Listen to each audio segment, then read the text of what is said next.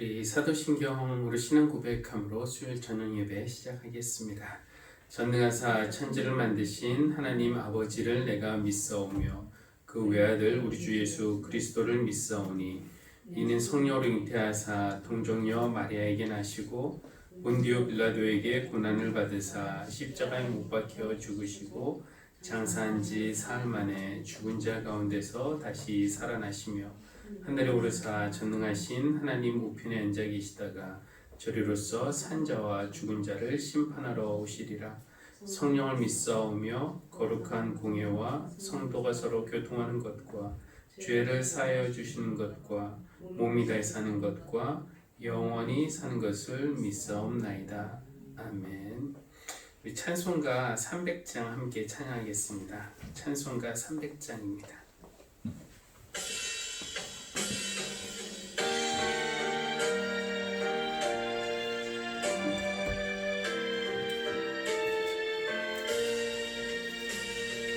내 맘이 낙심되며 근심에 눌릴 때 주께서 내게 오사 위로해 주시네. 가는 길 캄캄하고 괴로움 많으나 주께서 함께하며 내 짐을 지시네. 그 은혜가 내게 족하네. 그 은혜가 족하네. 이 괴로운 세상 지날 때 그 은혜가 족하네. 희망이 사라지고 친구 날 버릴 때 주께 계속 사귀며 새 희망 주시네. 싸움이 맹렬하여 두려워 떨 때에 승리의 왕이 되신 주음성 들리네. 그 은혜가 내게 족하네. 그 은혜가 족하네. 이 괴로운 세상 지날 때 내 은혜가 족하네. 번민이 가득 차고 눈물이 흐를 때 주 나의 곁에 오사 위로해 주시네. 환난이 닥쳐와서 어려움 당할 때 주님의 능력이고 원수를 이기네. 그 은혜가 내게 족하네. 그 은혜가 족하네. 이 괴로운 세상 지날 때 그 은혜가 족하네.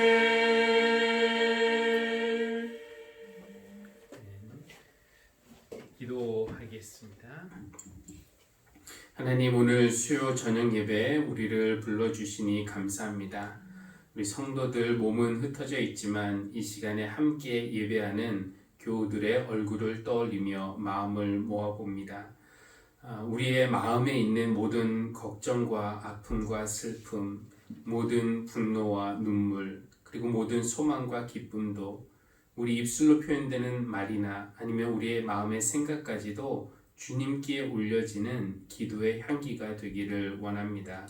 성령께서 이 시간 우리 예배를 인도하여 주시고 이 예배가 우리의 향유 옥합을 깨뜨리는 헌신의 시간, 또 하나님의 넉넉한 은혜를 받는 살아있는 예배가 되게 인도하여 주십시오.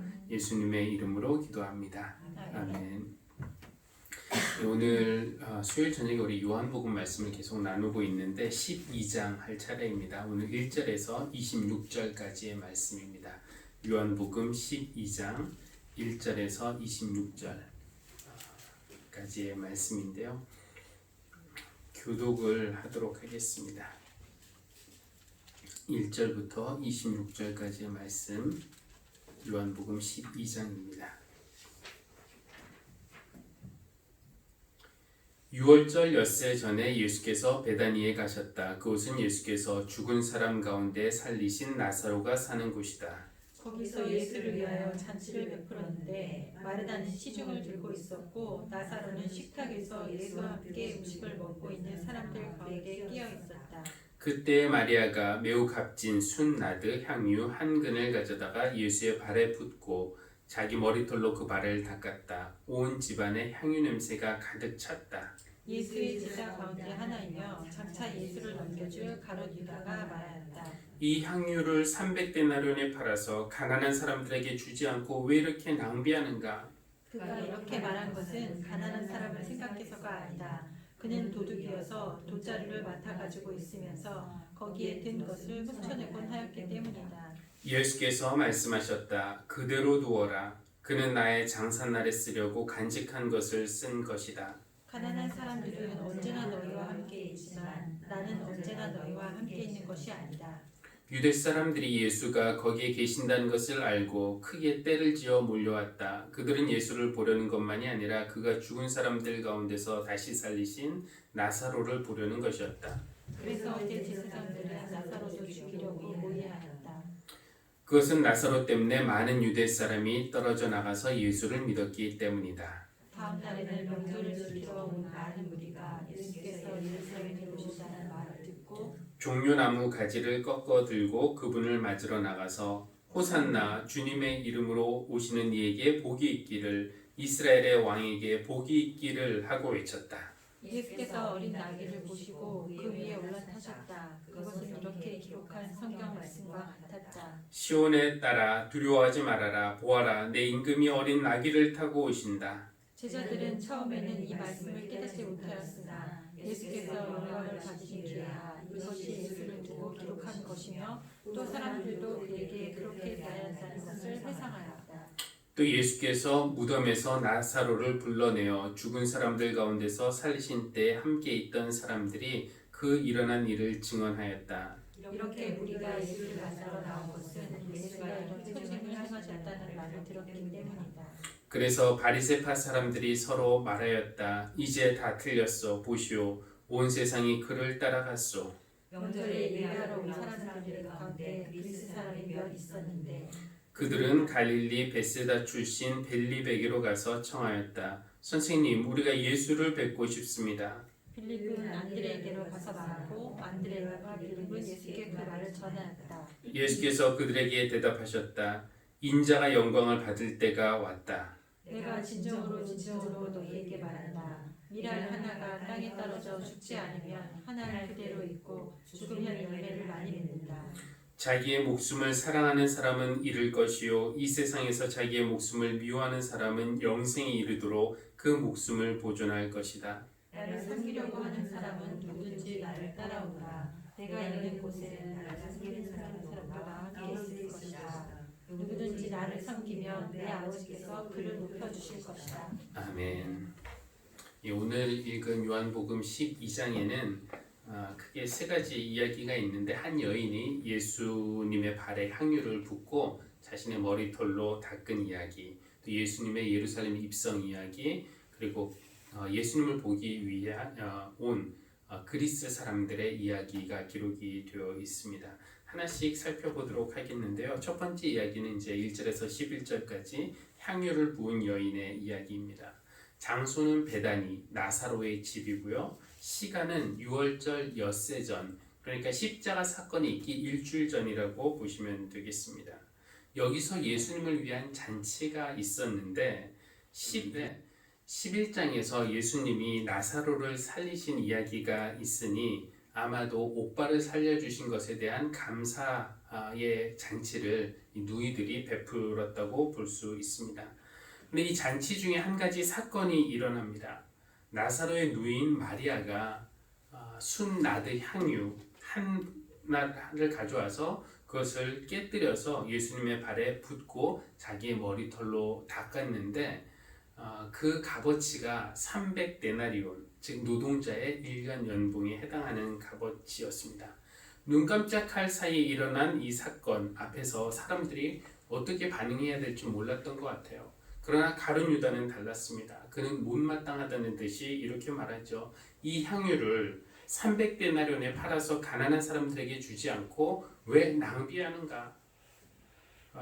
그 자리에 있던 많은 사람들도 아마 그 말에 공감했겠지만 예수님의 반응은 의외였습니다. 예수님은 그대로 두어라. 그는 나의 장사날에 쓰려고 간직한 것을 쓴 것이다. 가난한 사람들은 언제나 너희와 함께 있지만 나는 언제나 너희와 함께 있는 것은 아니다 라고 말씀을 하십니다. 여기서도 많은 것을 이야기할 수 있지만 오늘은 두 가지만 강조를 하고 싶은데요. 첫 번째는 3절, 온 집안에 향유 냄새가 가득 찼다라는 겁니다. 얼마 전 생일에 꽃바구니 하나가 교회에 배달이 되었습니다. 교회에 두고 갔다가 다음 날에 들어오는데 꽃향기가 강하지는 않았지만 그 은은하게 그 향기가 교회 공간을 채웠습니다. 그래서 들어오는 순간에 향기가 나니까 교회의 분위기가 다르게 느껴졌습니다. 어떤 공간에 꽃이 있을 때 그것이 시각적으로도 공간의 분위기를 바꾸지만 그 향기는 그 공간을 가득 채웁니다. 꽃 한 다발이 만들어내는 변화입니다.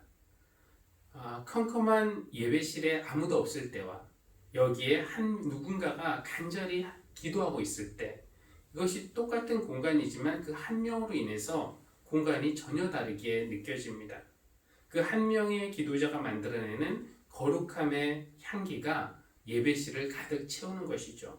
그래서 그 공간 안으로 들어가려는 사람으로 하여금 경건한 마음을 갖게 하고 또 조심스러운 발걸음으로 들어오게 만드는 힘이 있는 것입니다. 여러분을 축복하기 원하는데 여러분 한 분 한 분 계신 그 공간에서 예수 그리스도의 향기를 내시는 그런 향유가 되기를, 또 꽃향기를 가득 채우는 그런 꽃이 되기를 주님의 이름으로 축복합니다. 아멘. 두 번째 말씀드리고 싶은 것은 이 가룟 유다가 한 말인데 왜 이렇게 낭비하는가 라고 말을 하죠. 이 낭비는 주로 부정적인 의미로 사용되지만 사랑과 관련해서는 꼭 부정적이지만은 않습니다. 어느 유명한 신학자가 한 이야기인데 이 여인의 행동이 그냥 낭비가 아니라 거룩한 낭비라는 그런 말을 처음으로 쓴 신학자가 있습니다. 이것을 거룩한 낭비라고 불렀어요. 이 사랑이라는 것은 그 감정에 우리가 이렇게 휩쓸리게 되면은 눈이 멀게 되죠. 때로는 이성을 마비시키기도 합니다. 그래서 이성적으로 판단하면 이것은 분명히 낭비고 비효율적이고 아까운 것이지만 사랑하면은 때로는 그런 낭비를 하기도 합니다. 그런데 놀라운 것은 무엇이냐면은 그런 거룩한 사랑의 낭비가 있는 곳에 기적이 일어날 때가 있다. 생명을 살리는 힘이 있다라는 것입니다. 여러분 누군가의 사랑 때문에 변화된 그런 경험이 있으십니까? 그런 사랑을 생각해 볼 때 그것이 이성적인 절제된 그런 사랑이었습니까? 아마 아니었을 겁니다. 아낌없이 쏟아 부어지는 누군가의 사랑이 있었기 때문에 우리가 변화되지 않았습니까?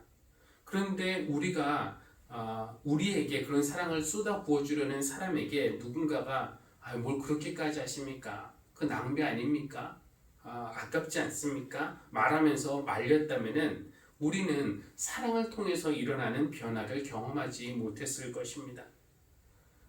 그가 여러분에게 돈을 낭비하고 시간을 낭비하고 눈물을 낭비했기 때문에 우리는 사랑의 힘이 일으키는 그런 변화를 경험하게 되는 것이죠. 그러니까 마리아도 계산하려면 할 수 있었습니다. 그 향유가 그에게는 전 재산이었을지도 또 시집을 가기 위한 결혼 자금이었을지도 모릅니다. 그것을 다 사용하지 않고 일부만 사용해도 예수님에 대한 사랑을 표현할 수 있었을 거예요. 하지만 마리아의 마음이 그것을 허락하지 않았습니다. 그의 사랑은 그 모든 것을 가진 것을 다 쏟아붓게 만들었어요. 근데 예수님은 마리아의 사랑을 보시면서 당신의 죽음을 보셨습니다. 생각했어요. 오늘은 마리아가 자신의 가진 향유를 다 쏟아부었지만 며칠 후에는 예수님께서 십자가에서 당신이 가진 모든 것을 쏟아부으실 것입니다. 그때 만약에 누군가가 꼭 그렇게까지 해야 할 필요가 있습니까? 낭비 아닙니까? 저 죄인들을 위해서 아깝지 않습니까? 라고 말한다면은 그렇게 말할 존재는 사탄이겠죠. 인간을 위해서 다 안 주셔도 하나님께 뭐라고 대들 사람 없겠지만 하나님이 괜찮은 거룩한 사람 몇 명만 구원하시고 나머지 포기하셔도 뭐라고 할 권리도 염치도 우리 인간에게는 없지만 하나님의 마음이 그걸 허락하지 않으신 겁니다. 하나님은 인간을 위해서 외아들을 낭비하신 것이고 또 예수님은 십자가에서 당신의 생명을 낭비하셨습니다. 우리를 사랑하시기 때문에. 예수님의 거룩한 사랑의 낭비가 우리로 하여금 사랑을 실천함에 있어서 종종 우리는 인색하잖아요. 그런데 인색하지 않고 조금 더 낭비하는 마음으로 사랑을 실천할 수 있는 그런 감동을 우리에게 주기를 바랍니다. 두 번째 이야기가 이제 예수님의 예루살렘 입성인데요. 이 비슷한 본문으로 2주 전에 종료주일 때 말씀을 전했기 때문에 자세히 다루지 않고 딱 한 가지만 말씀을 드리면은 18절은 다른 복음서에는 없습니다. 마태, 마가, 누가에는 없고 요한에만 있는데 이렇게 표현하고 있어요. 이렇게 무리가 예수를 맞으러 나온 것은 예수가 이런 표징을 행하셨다는 말을 들었기 때문이다. 사람들이 나왔는데 많은 사람들이 예수님이 예루살렘 입성하신 것을 환영하기 위해서 나왔는데 그 나온 이유가 무엇인가? 요한은 이런 표징을 행하셨다는 말을 들었기 때문. 근데 이런 표징이라는 것은 바로 앞에 나오는 죽은 나사로를 살리시는 그런 표징을 말하는 것이죠. 그들이 그것을 들었기 때문에 예수님을 보기 위해서 나왔다는 것입니다. 여기서 우리는 이 무리와 예수님의 핀트가 맞지 않는다는 것을 느낄 수 있어요. 예수님은 십자가를 향해서 죽기까지 순종하시기 위해서 나귀를 타고 예루살렘에 들어오고 계시는데 무리는 예수님에게서 지금 무언가를 받기를 바라고 있는 겁니다. 그들은 예수님이 행하시는 이런 기적들의 수혜자가 되고 싶어요. 그러나 이후에 그런 이적은 더 이상 요한복음에 나타나지 않습니다. 이제 남은 기적은 무엇밖에 없느냐? 십자가의 죽음을 통해서 구원을 이루시는 것. 그것이 무리에게 줄 수 있는 선물인데 사람들은 그런 추상적인 것, 십자가를 통해서 내가 구원받는 이런 추상적인 거 말고 좀 더 구체적인 것, 빵을 만들어 주시면 빵을 먹고 내가 배부른 것, 내 병이 낫는 것, 이런 것을 원한다는 것입니다. 물론 예수님이 우리의 필요를 채우시는 일, 우리의 아픔을 고치시는 일에 관심이 없다는 뜻은 아닙니다. 그러나 무리는 지금 때를 분별하지 못하고 예수님의 마음이 가장 무거울 때, 힘들 때 여전히 받기만을 원하고 있어요. 그들의 어리석음이 또한 우리의 둔함이기도 하죠. 이 예루살렘 입성의 본문이 우리에게 던져주는 질문 중에 하나는 이겁니다. 나는 예수님이 나에게 주실 것들을 더 사랑하는가? 아니면 예수님을 더 사랑하는가? 이런 질문. 방금 읽은 베다니의 마리아 그리고 예수님의 예루살렘의 무리가 비교가 되죠. 나는 마리아처럼 예수님께 무언가를 드리고 싶어 하는가? 아니면은 무리처럼 예수님이 나에게 무언가 해주기를 바라고 있지는 않은가? 이 질문이 우리 마음에 변화를 주기를 바랍니다. 그리고 그 다음에 이어지는 이야기가 세 번째 20절부터 26절까지인데요. 그래서 이방인들이 예수님을 보기를 원하고 있습니다. 20절에 보면은 명절에, 이 명절은 6월절이죠. 명절에 예배를 하러 올라온 사람들 가운데 그리스 사람이 몇 있었는데, 이 6월절은 유대인의 명절이었지만 이미 이방인들 중에서도 그 이스라엘의 하나님에 대해서 듣고 믿는 사람들이 있었어요. 그래서 유대교인이 된 사람들도 있었고, 아니면 유대교인이 되고자 하는, 이스라엘의 하나님을 존경하는 그런 사람들이 있었습니다. 이들이 명절 때 유대인처럼 예루살렘에 순례를 와요. 그럼 그들은 이방인의 뜰에까지는 갈 수 있지만 6월절 양은 먹을 수가 없습니다. 어쨌든 그런 사람들이 예루살렘에 왔다는 거예요. 근데 성전에 왔다가 예수님에 대해서 듣게 되었고 예수님을 만나고 싶었습니다. 그런데 직접 가지 않고 빌립을 통해서 가죠. 왜 다른 사람이 아니고 빌립인가? 안드레도 마찬가지인데, 안드레와 빌립은 예수님의 12제자 중에서 그리스어로 된 이름만으로 알려진 제자들입니다. 이게 무슨 말이냐면은, 우리식으로 말하면 이 12제자의 이름이 뭐 철수, 영호, 민식이 뭐 이런 식의 이름이었는데, 그 중에 이 안드레와 빌립만은 뭐 토미 혹은 존 이런 이름을, 미국식의 이름을 갖고 있는 것과 마찬가지라고 할 수가 있겠습니다. 미국 사람들이 만약에 온다면은 철수나 영철이를 찾기보다는 톰이나 존을 찾아서 연결을 부탁하겠죠. 그런 것처럼 이 그리스인들이 빌립을 찾아왔던 겁니다. 여러분, 빌립을 기억하십니까? 지금 베세다 출신이라고 했는데 베드로와 안드레 형제와 고향 친구예요. 근데 예수님의 부르심을 받은 이후에 나다나엘에게 가서 내가 메시아를 보았소, 함께 보러 갑시다 이제 하면서 나다나엘을 인도했던 사람입니다. 나다나엘에게 있어서 빌립은 예수님을 만나는 문이 되어준 것이고요. 마찬가지로 이 그리스인들에게 있어서 빌립은 예수님을 만나는 문이 되어준 사람이라고 할 수가 있습니다. 그렇다고 해서 빌립이 제자들 중에서 가장 유명하거나 가장 믿음이 좋은 그런 제자는 당연히 아니었어요. 오병이어 사건 때도 빌립이 한번 등장을 하는데 예수님이 빌립을 시험하신 적이 있었습니다. 그때 빌립이 이런 이야기를 해요. 이 사람들을 다 먹이려면은 빵 200데나리오너치를 사도 모자랄 판인데 어떻게 이 사람들을 다 먹이겠습니까? 하면서 예수님의 능력을 의심했던 그런 제자입니다. 그럼에도 불구하고 누군가에게 예수님을 만나는 문이 되는 것이 얼마나 소중한 일입니까? 비록 우리의 믿음이 완벽하지 않아도, 우리가 제자들 중에서 가장 훌륭한 유명한 사람이 아니어도 누군가를 예수님께로 인도하는 그런 문이 되는 사람이 되면 좋겠습니다.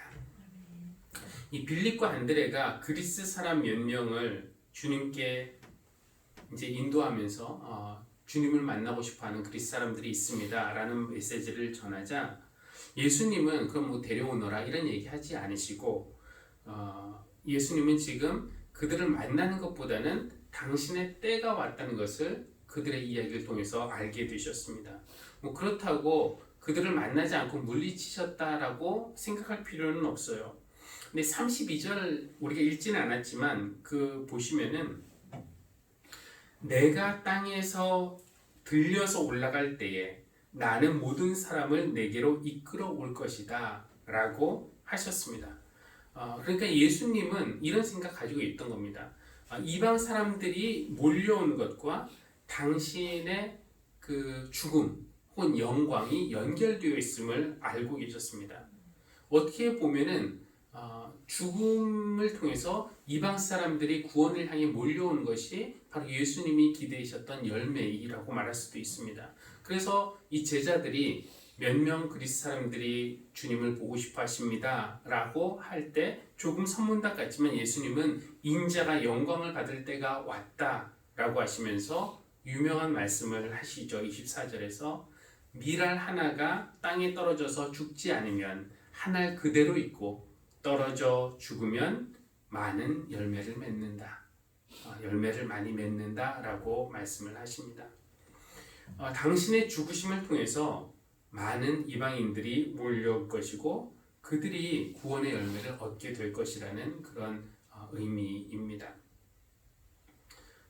밀알 하나가 땅에 떨어져서 죽지 않으면 하나 그대로 있고 떨어져서 죽으면 많은 열매를 맺는다는 이 진리를 우리가 잘 알고 있고 또 믿는다고 생각하면서도 죽는 것은 물론이고 땅에 떨어지는 것조차 우리가 싫어하고 두려워합니다. 흔히들 우리는 뭔가를 줄 때보다 받을 때 더 행복할 것이다 라고 생각하지만 사실 인간에게 있어서 가장 큰 욕구는 주는 것이라고 합니다. 남을 위해서 우리 자신을 줄 때 우리가 만족감을 느낀다는 거예요. 거기서 가장 큰 행복이 온다는 겁니다. 그 이유는 그렇게 줄 때 열매를 볼 수 있기 때문입니다. 행복이라는 것은 얼마나 넉넉하게 가졌느냐에 달려있다고들 생각하지만 의외로 많은 것을 가져도 행복하지 못한 사람들이 많습니다. 왜냐하면 많은 것을 가졌다고 해서 그것이 열매를 내는 것이 아니기 때문입니다. 가진 것을 누군가에게 내어줄 때, 우리의 존재를 누군가의 선물로 내어줄 때 우리는 열매를 맺을 수 있고 그 열매를 보는 것이 우리에게 만족감을 주고 행복을 준다는 것이죠. 한 알의 밀알이 떨어져 죽어야 많은 열매를 맺는다는 이 분명한 진리를 우리가 너무나 잘 알면서도 내 삶에 적용하지 못하기 때문에 우리는 두 가지를 생각할 수 있는데 베다니의 마리아를 기억해야 하고 또 십자가에 달리신 예수님을 생각해야 합니다. 마리아가 예수님을 위해서 자기가 가진 모든 향유를 낭비하듯이 쏟아 부었을 때 그 향기가 방 안을 가득 채웠을 뿐만 아니라 예수님의 마음을 가득 채웠습니다. 또 예수님이 우리를 위해서 십자가에서 모든 것을 낭비하듯 쏟아 부으셨을 때 모든 사람을 구원하는 그런 구원의 열매가 많이 열렸습니다. 그래서 오늘은 어렵지만 이런 기도를 드려봅니다. 하나님, 예수님처럼 우리도 한 알의 밀알이 되어 땅에 떨어지게 하여 주십시오. 죽어서 주님 기뻐하시는 열매로 거듭나게 해 주십시오. 이런 기도로 오늘의 기도 시간을 갖고 또 찬양 부를 때도 그런 마음으로 찬양하면 좋겠습니다.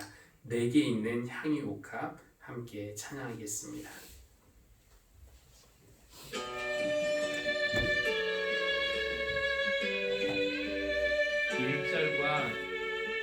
1절과 2절 사이에 간주 있습니다.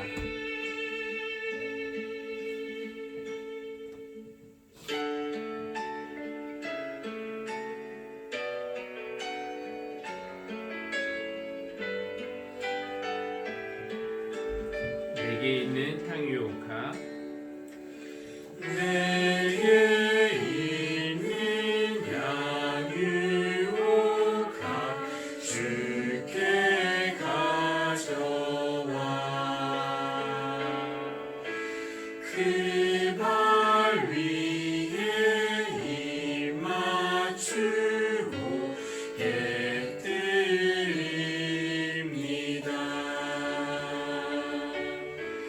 나를 위해 험한 산길 오르신 그 발 걸음마다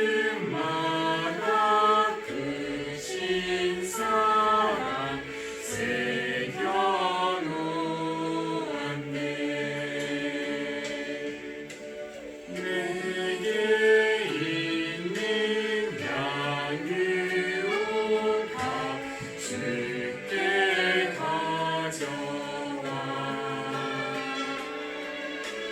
그 발 위에 입 맞추고 예드립니다.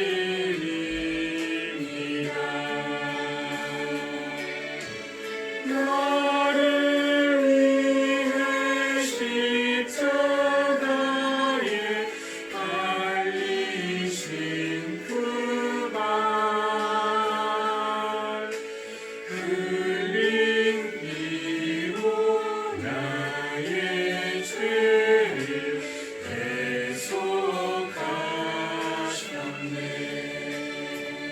간주 있습니다.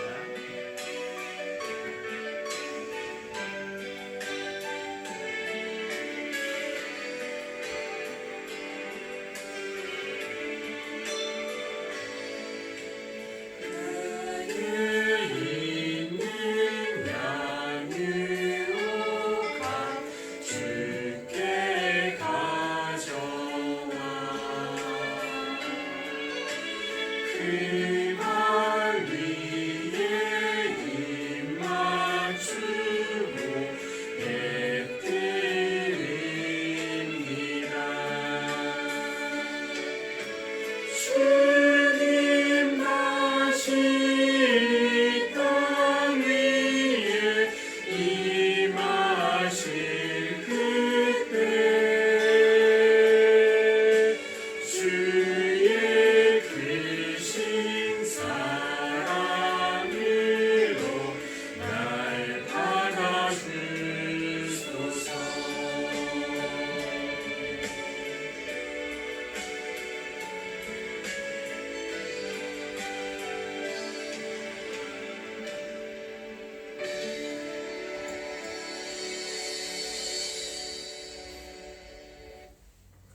기도하시겠습니다. 하느님, 오늘 말씀을 통해서 모든 것을 다 쏟아부은 것은 베다니의 마리아뿐만 아니라 바로 우리 주님이시라는 것을 다시 말씀을 통해서 깨닫게 하시니 감사합니다.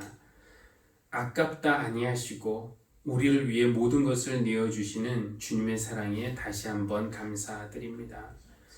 우리에게 다 쏟아 부어 주셨건만 여전히 열매다운 열매 맺지 못하는 우리의 잘못을 용서하여 주십시오. 여전히 땅에 떨어져 죽는 것이 두렵고 싫은 우리입니다. 그러나 우리를 변화시키고 우리를 살게 한 것은 누군가가 예상하지 못했던, 기대하지 않았던 사랑을 우리에게 낭비했기 때문인 것을 우리가 다시 한번 새깁니다. 우리도 그리스도 안에서 죽는 것이 곧 영원히 사는 것이라는 주님의 말씀을 더욱 신뢰하게 하시고 자신을 내어주는 사랑을 할 수 있도록 힘을 더해 주시기를 간구합니다. 부족하지만 빌립처럼 누군가가 주님을 만날 수 있는 문이 되게 하여 주십시오. 그런 사람이, 그런 교회가 되기 위해서 마리아처럼 우리의 향유 옥합을 깨는 헌신의 사람들이 되도록 인도해 주십시오. 하나님, 오늘 특별히 국회의원 선거가 있었습니다.